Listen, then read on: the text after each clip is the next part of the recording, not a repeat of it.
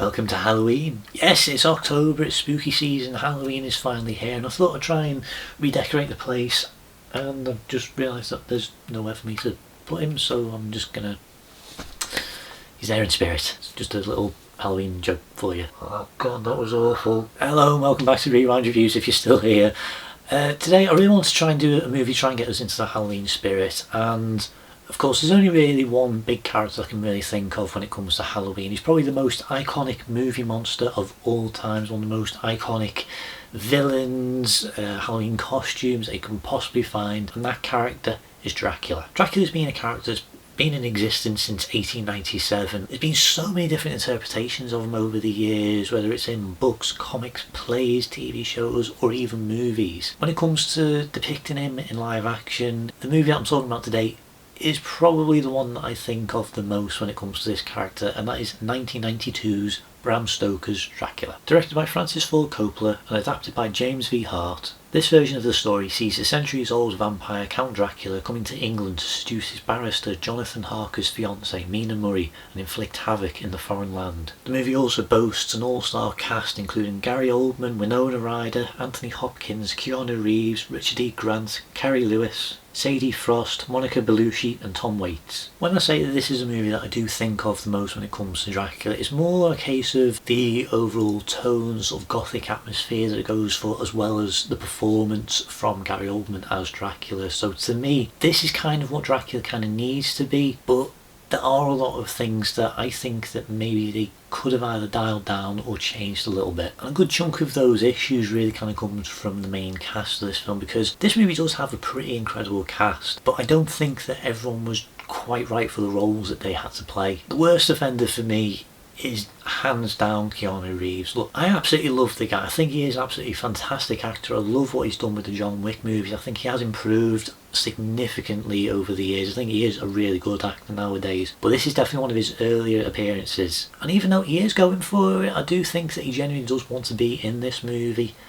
I just don't think that he was right for that role, because there is something about his performance that is hindering. He doesn't quite seem as comfortable doing it as he is, especially when it comes to the accent, which is a big focal point of a lot of criticisms in this movie, because that is absolutely awful. Fair play, you're trying to give it a go, it's not your normal accent, then it will be a problem trying to get into that, but I really cannot think what it was that let them go, oh well, that'll work. Maybe if the movie took place in America and he was able to just use his normal accent, then maybe it would be a little bit better for it. It definitely makes me understand quite a bit why it is that he didn't do a Scouse accent Constantine, but you know, he's okay, but I really think that he is probably the weakest performer in this movie. And even though I feel like she is a bit stronger in her performance within this movie, and especially the characterisation, Winona Ryder, again, I don't really think that this is the right sort of role for her. I think she is a really great actress. I've seen her in many different things over the years and she is absolutely fantastic. But it's a similar thing to Keanu Reeves. There's just something about the performance that just doesn't quite land in the way that it should, and the accent as well. I do think this is one of those instances where I do kind of wonder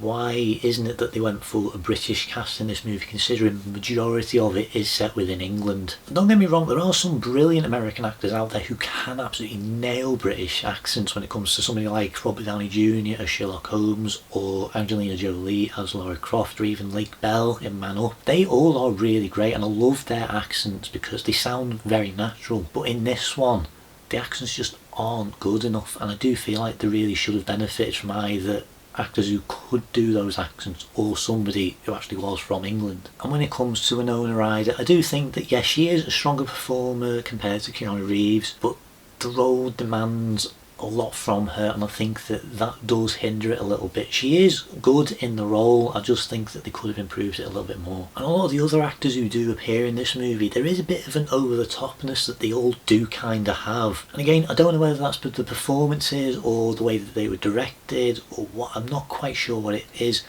but a lot of the performances do feel a bit strange, and I don't think that they quite mesh with the slightly dark gothic tone this movie does have. Everybody is fine, and I do see why it is that they did cast these people in their roles, but not every single one of them does land very well. I like Tom Waits as Renfield because he kind of feels like he's in a completely different movie. Like there's something that's just kind of off about what it is that he's doing, because he is kind of out the way. He is locked up throughout the entirety of this movie, almost to the point where I do sort of wonder, was his role meant to be a bit bigger? Like, I am aware of the story, I am aware of what he is meant to represent in this movie, but when it comes to him actually physically being in this version of it, he doesn't really bring much to it, and it does feel like they could have just removed his scenes and it wouldn't really change anything. Maybe if they gave him something a bit more to do, or they had him being the one who visits Castle Dracula in the beginning of the movie and have him sort of like helping Dracula sort of change so that he can like fit in quite easily with the people in England. But that's not really what happens, and it just feels like a really strange decision for them to have sort of kept him out of the way. Honestly, it sort of feels a bit more like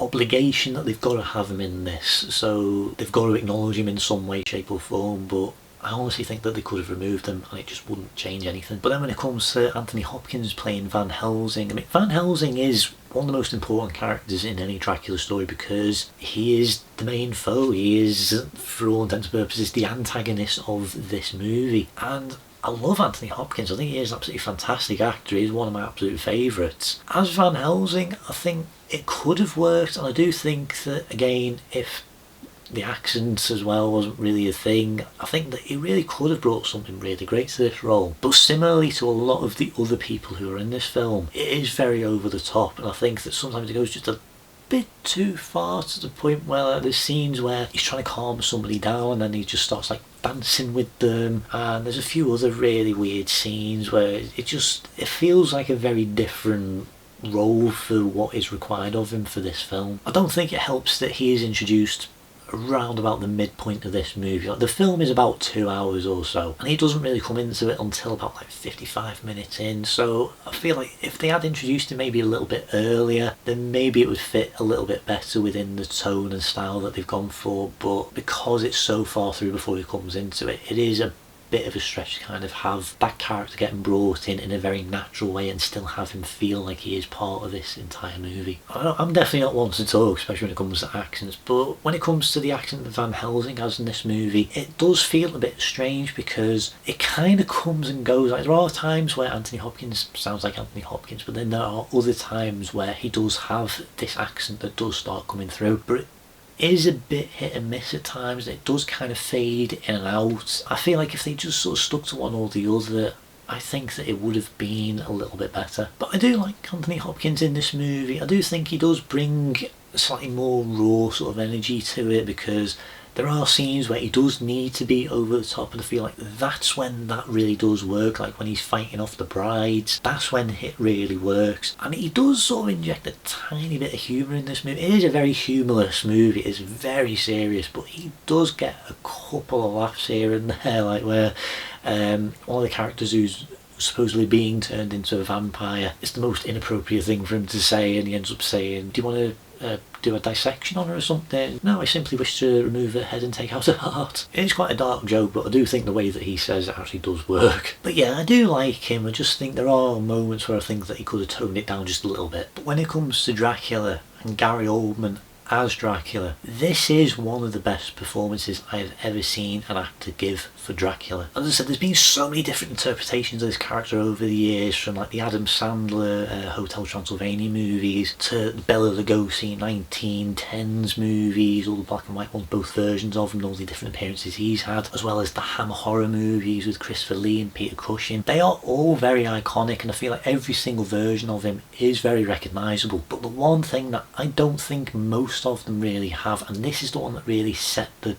bar for what ultimately a few of the more modern ones have tried doing, is that he feels human. This is one of those rare films where it actually does kind of go into Dracula's backstory and history, and you see what ultimately led to him becoming a vampire, a blood-sucking monster. And I feel like it really does work very well. I think that Gary Oldman sells it so well, and he is absolutely fantastic in this movie. He's sinister, he's seductive, he's sexy, he's sometimes straight up scary, and it is balanced out so well because of how human he can be. There are definitely moments where he does come across as a bit more monstrous and a lot scarier because, you know, he's a vampire, he is a villain, and honestly I think that his evil laugh is one of the best evil laughs I've ever heard in a movie. Probably top 10.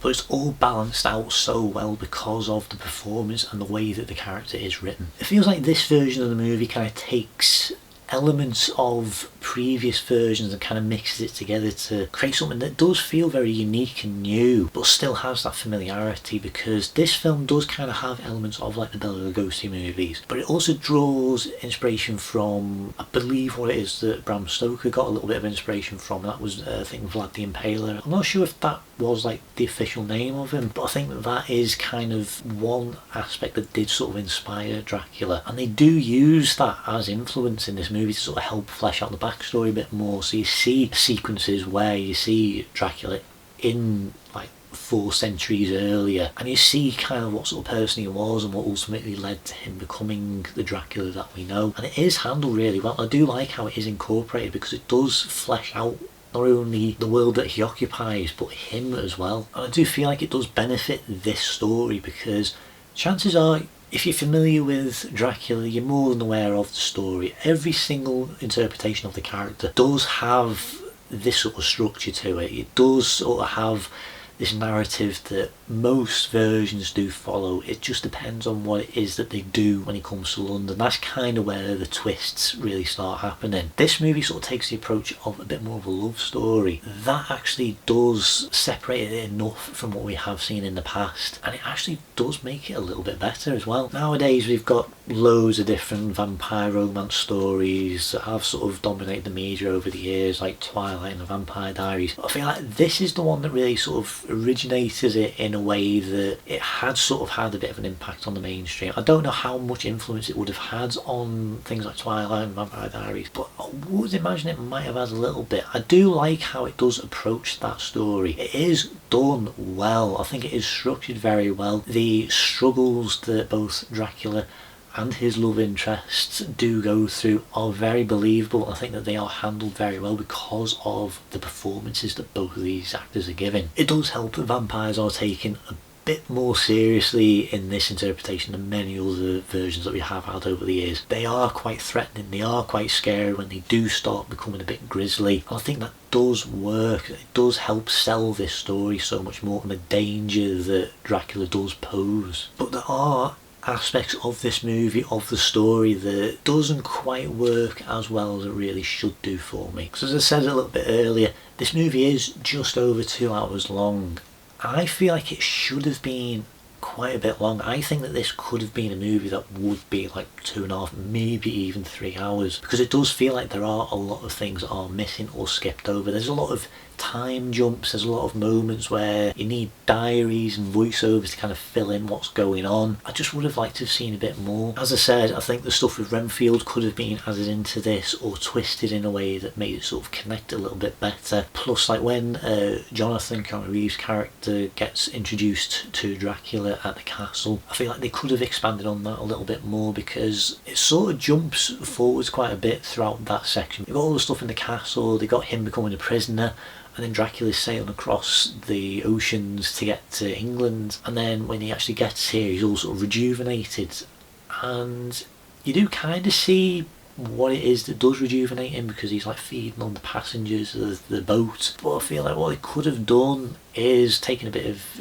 well, they probably couldn't have done that because it was released like 20 odd years later. The BBC interpretation of Dracula by Stephen Moffat, that actually had a really clever idea where the guy who is at the castle, he goes and, you know, it sort of plays out similar where he's interacting with Dracula, and Dracula's like this old guy, and the longer that he stays with him, the weaker he seems to be. He seems to be getting some sort of fever, and he's like going all pale and drained. He's not looking good, but Dracula seems to be looking better and better. I feel like that is something that they could have used in this, and I do like that twist. So I would have liked to have seen something like that incorporated into this movie, because it would have answered that a little bit more. Plus I think that they could have done something a bit more with the brides, because again it sort of feels like they're only really in this just to kind of like acknowledge that, oh yeah, these characters do exist within this story. Because I feel like what they could have done with them would have been quite interesting. More about having them coming over to England with Dracula and sort of helping him, or have them sort of be a bit more of a problem for all the people trying to defeat Dracula. I feel like there are definitely a lot of opportunities that they have missed with these characters. They are quite frightening when they are together. I do feel like they are just as iconic as Dracula himself, but they don't really add much more to this movie, because they're only really in 2 scenes, and even though I do think that it is expanded on a bit more in this one compared to like the Bela Lugosi movie, I do feel like they could have just done it a little bit more. I also feel like the ending is really abrupt as well. I don't really want to spoil the ending, but chances are you probably are familiar with it at this point in time. Just in case you haven't, I won't really say what happens. But what I will say is, it does feel like there is more to it. It does feel like they have kind of set up a lot more story that will go on afterwards. But it's just so abrupt when it ends that even though I have seen this movie before, and you know, this is the second time that I've watched it, it did still catch me off guard, because for some reason I was still sort of expecting like, okay, so where does it go from here? And then it just sort of ends, and you're like, oh, okay. So I feel like they could have done a bit more at the ending of this movie, or done maybe a spin-off or something just to kind of tie up the loose ends, because it doesn't really feel like the entire story has kind of concluded in like a neat bow in the way that it's sort of implied it is. But when it comes to the story overall, I do like the approach that it does take. I like the tone that they go for, and I do feel like it does suit the character of Dracula and the world that he inhabits. I just think that there are elements that they could have expanded on just a bit more. But one thing that I have almost zero complaints on is the visuals of this movie. Like, this is an absolutely gorgeous looking movie. The cinematography is absolutely fantastic. There's definitely a few little callbacks here and there to the older movies, like especially like the horse and carriage ride at the beginning of the film. I like the way that it incorporates colours. Like whenever people are like safe, it's always kind of quite nice and blue, but then when Dracula's on the hunt, it sort of goes a bit more red and a bit more ghoulish. And I love, like, especially like the opening sequence where it's just like this big red background and all these black silhouettes like running across this battlefield. It looks amazing, and I think that the locations that they use, especially like a lot of the sets, they do add a lot to this gothic tone, like all the graveyards and the way that they handle Dracula's castle. And this even extends to a lot of the costumes as well, because they are very much like 19th century inspired. Probably was like a lot of reference images and footage of different clothes that people would have had in those days, and they do look really nice. I do think the costumes do work very well for the time setting that this movie is in. The only costume that I really don't like is actually Lucy's wedding dress, because it looks hideous. I really don't understand what they were trying to do with that costume. I don't mind it so much when she is in like vampire film, because that does actually quite suit the look, but as like her wedding dress for what she is actually going to wear, is just, I really don't know about that. But pretty much all the costumes are really good, and they are, I would say, quite iconic. They are very recognisable. I love Dracula's armour from like the older days, where it's all sort of like this blood red colour, and it sort of looks like muscles, the way that it all sort of moves and the pattern on it and everything. It even sort of has like the reference to him transforming into a wolf with like the dog shaped helmet that he has. It does look really great, and it does pop on screen. I do also wonder if it might have had a little bit of an influence on what they did ultimately with Dracula Untold with Luke Evans. But when it comes to like his look earlier on in the movie, like the big long red robes and like the ballsack wig that he has on, I'm a bit half and half with it. I do like it overall. Again, it is very visually iconic, it is very recognisable, but it does look a bit strange. and I can kind of see why Mel Brooks made fun of it quite a bit in his spoof movie. Yeah, 1993's Dracula Dead and Loving It by Mel Brooks. Honestly, I saw that movie before this. I just sort of took it as a parody of the Dracula story overall. I didn't realise that this actually was the film that it was making fun of more than anything else. It does borrow elements of the other movies, but I feel like this is the main target of the parody, and it was a really interesting experience actually getting to watch this movie for the first time with the knowledge that Mel Brooks had. I could see where a lot of the jokes kind of came from, and I think that it did make the movie a little bit funnier for me. It did kind of mean that when I was watching this for the first time, I wasn't really taking it as seriously as I probably should have, because I was seeing where the jokes came from. It has helped that I have seen this movie again, so I am taking it a bit more seriously, and I do see what it was that this film was trying to do, but I can completely understand where a lot of these jokes came from. When it comes to the special effects that they have used throughout this movie, it's a very practical film. There's a lot of makeup and animatronics and a few little camera tricks here and there to try and enhance this, because this was a movie that kind of does predate a lot of CG, so they can't really rely on that. And I think that it does help it hold up even 20 years later, because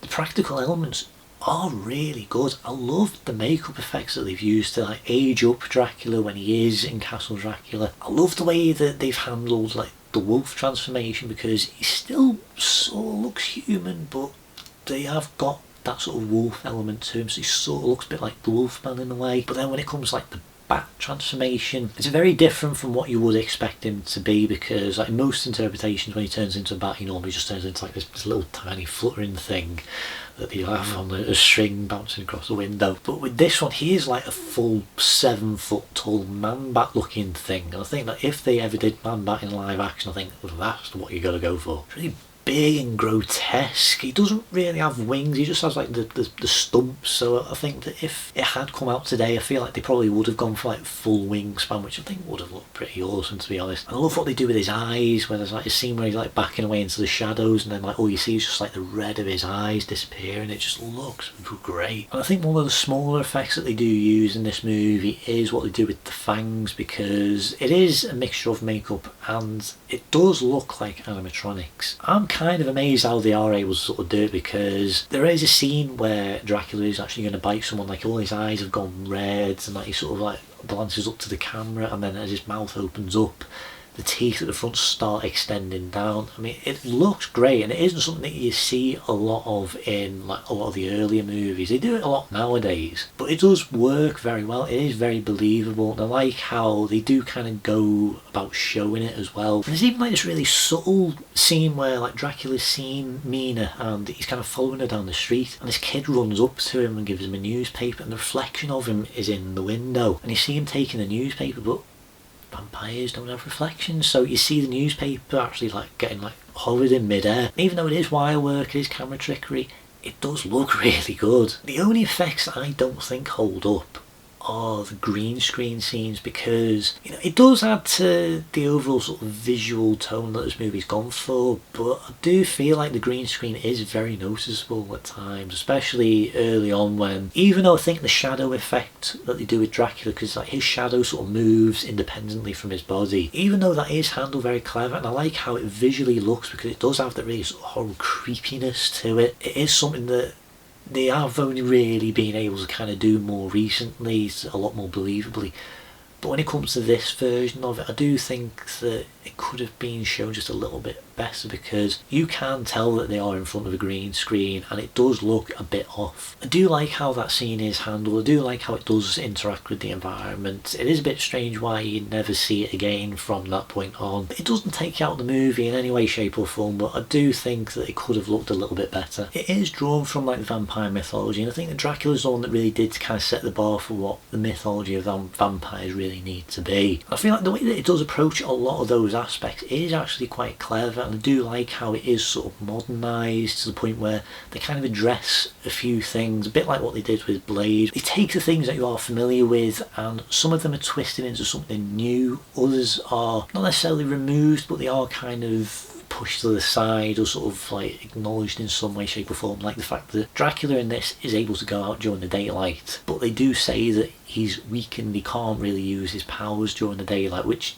does make sense. I do like how that is incorporated. They do still have him transforming, they can have him becoming animals, controlling animals, like is like ridiculously over the top hypnotism powers, which honestly would pretty much negate pretty much everybody actually in this movie, because he can just control them all. It even goes so far as him being able to like control the weather. It is a lot. I do think that his powers are just a little bit over the top sometimes, because it does kind of make it feel like the people who are going up against him have almost no chance, and it's just fluke that they might even have the slightest chance of even beating him. What I will say though is, if you aren't somebody who is familiar with vampires and what it is that they can do, like, chances are you probably are. Like, vampires are very well known, what they can do is very well known, but I do think that the way that the mythology is handled in this one, it does kind of treat it as though you do know all this stuff, and if you aren't really familiar with it, I don't think that you are going to really understand everything that happens in this film, because there are definitely elements that they do kind of skim over, and it does feel like it's just them being like, oh, you know, well, everyone sort of knows this. Like, case in point, the first time that I saw this movie, it didn't actually cross my mind that Dracula can transform into a werewolf, because it's not something that I've ever really seen him do before. I didn't actually click that it was actually him. It wasn't until he shows up a little bit later on. Is it a moment where it sort of like flashes and then you see Dracula's face that suddenly went, wait, that's him? I didn't know he could do that. And there are definitely exposition dumps from Van Helsing and a few of the people trying to defeat Dracula, but there are definitely elements that they do kind of skim over, especially like when it comes to like the garlic, because I don't think they even really sort of acknowledge that that's a thing. So I do think it does help if you are familiar with vampire mythology. The music was composed by Wojciech Kilar, and honestly, this is a really great soundtrack. It really suits the tone that this movie's gone for. It really does have this really great undercurrent. It really does heighten up all of the more subtler moments. I think it really does build up a lot of the tension, suspense. It is very dark, it is very dramatic. It does have a sort of hypnotic quality that does lend very well to Dracula's power set. There's also this really nice sort of foreboding sort of tone that does build up those more suspenseful moments and what it is that Dracula might ultimately do. It does sound great. It really does fit this movie very well, and it does heighten the experience. But when it comes to this movie overall, I really do like it. I wouldn't say that it was the best version of Dracula that's ever been created. I do think that there are elements that are fantastic, and I do think are some of the best versions of this character I have seen. From the style that they've gone for, the cinematography, the lighting, the effects, all the practical makeup, the casting of Gary Oldman and his performance and the backstory that they give him, the music and the story, it all really does work very well. But there are issues with it. Some of the performances do not work. I do think that they could have been better, or they could have had a different cast that could have worked better for this movie. It does feel like there are a few pointless things kind of thrown in, like the brides, like Renfields. I think that they could have had more expansive roles, and I feel like it would have benefited from a longer runtime. But it is good overall. It is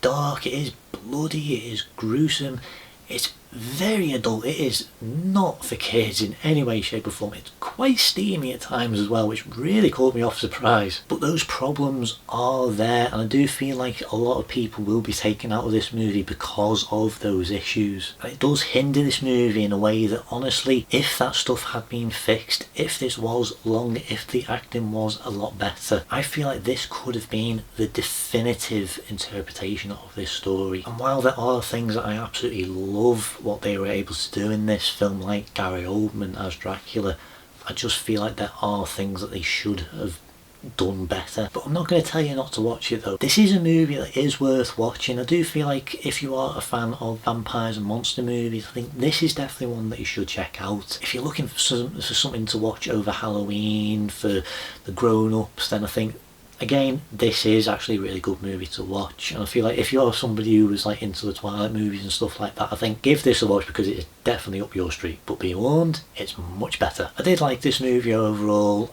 and for that reason I'm giving this film a 7 out of 10. You know, early on there's a sequence where Jonathan gets off with this horse and carriage, and he's kind of left in the middle of this forest waiting for Dracula's carriage to pull up, and there's wolves around and the forest really dark and creepy. And then when the Halsey's character actually does show up, and there's like this really big creepy looking thing on it, and he reaches over with his fingers and beckons him to come into the carriage. You'd just go home, wouldn't you? But then the movie might not happen, so oh well. So that is pretty much everything I've got to say for this review, so thank you so much for watching. Keep an eye out for more content coming out across October, because I've got a few more Halloween special oriented videos that are going to be coming out very soon. If you like this content, don't forget to like and subscribe and hit the notification button to keep up to date on all the things going on this channel. That wasn't really a great impression, was it? If you have any suggestions for any future Rewind reviews you want me to do, whether it's movies, TV, games, let me know down in the comments and I'll try and get around to them soon. If you've seen this movie, let me know down in the comments what you thought about it. Where would you rank Gary Oldman as Dracula? Where would you rank the movie when it comes to other interpretations of this character? I'd love to hear from you. Thank you once again for watching,